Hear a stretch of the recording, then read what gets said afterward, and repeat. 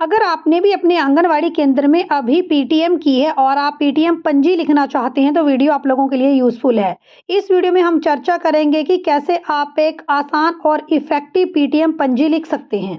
तो सबसे पहले आप लोग मेंशन करेंगे कि आज दिनांक, जिस दिन आपने पीटीएम किया वहाँ दिनांक लिखें, अपने गाँव का नाम, केंद्र कोड, केंद्र संख्या, ब्लॉक का नाम और आंगनवाड़ी केंद्र का नाम सबसे ऊपर आपने मेंशन करना है। तो लिखना है कि आज आपने पीटीएम का आयोजन किया। पीटीएम बैठक में 3 से 6 वर्ष के बच्चों के अभिभावकों को बुलाया गया। आंगनवाड़ी केंद्रों द्वारा अभिभावकों को चाय पान की उचित व्यवस्था की गई।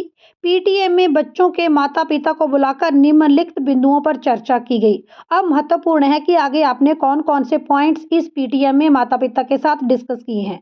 तो जितने ज़्यादा पॉइंट्स आपने डिस्कस किए हैं उतने ज़्यादा पॉइंट्स आप यहाँ मेंशन करें। जैसे मैंने पहले नंबर पर लिखा है सुपोषण पर चर्चा। तो बच्चों के माता पिता को ये बताया गया कि बच्चों को संतुलित आहार देना चाहिए। संतुलित आहार बच्चों के शारीरिक और मानसिक स्वास्थ्य के लिए बहुत महत्वपूर्ण है। इसलिए बच्चों को घर पर हरी पत्तेदार सब्जियां, दूध, फल, दही, अंडा, पनीर आदि खाने को दें। पीटीएम मीटिंग में आपने दूसरी चीज़ के ऊपर डिस्कस की है कम वजन वाले बच्चों की माताओं को सलाह। तो आपने बच्चों की माता पिता को ये सलाह दी है कि जिनके बच्चों का वजन कम है वो हर माह निश्चित समय पर अपने बच्चों का वजन कराएं। बच्चों के वजन के साथ साथ उनकी लंबाई भी केंद्र में नापी जाती है और लंबाई और वजन से आंगनवाड़ी सहायिकाएं ये सुनिश्चित करती हैं कि बच्चों का शारीरिक विकास हो रहा है या नहीं। तो यहाँ पर कम वजन वाले बच्चों को आंगनवाड़ी केंद्र में हर माह आकर उनकी लंबाई और उनकी वजन नापने संबंधी सलाह आंगनवाड़ी सहायिकाओं द्वारा दी गई। तीसरे नंबर पर आप लिख सकते हैं सफाई के संबंध में सलाह। तो सफाई अति आवश्यक है। स्वच्छ शरीर में स्वस्थ आत्मा निवास करती है। तो यहाँ पर आंगनवाड़ी सेविका सहायिका द्वारा माता पिता को ये बताया गया कि हमेशा घर में स्वच्छता बनाए रखें। रात को सोते समय मच्छरदानी का उपयोग करें, स्पेशली गर्मियों में। बच्चों को हमेशा हाथ धोने की सलाह दें और हाथ धोने के पश्चात ही उनको खाने के लिए कोई भी वस्तु दें। वस्तुओं को हमेशा ढक कर रखें। सब्जी आदि को धोकर खाएं। तो यहाँ पर बच्चों को अपनी पर्सनल स्वच्छता के लिए भी प्रेरित किया गया कि वो सुबह जल्दी उठें, उठकर नहाएं, साफ सुथरे कपड़े पहनें, हाथ धोकर खाना खाएं और अपने आसपास हमेशा स्वच्छता का ध्यान रखें ताकि मक्खी मच्छर ना फैलें, ताकि किसी भी तरह की बीमारी जैसी डेंगू, मलेरिया आदि बच्चों तक ना पहुँचे। तो यहाँ पर बच्चों को साथ में उनके माता पिता को स्वच्छता के संबंध में अवगत करवाया गया।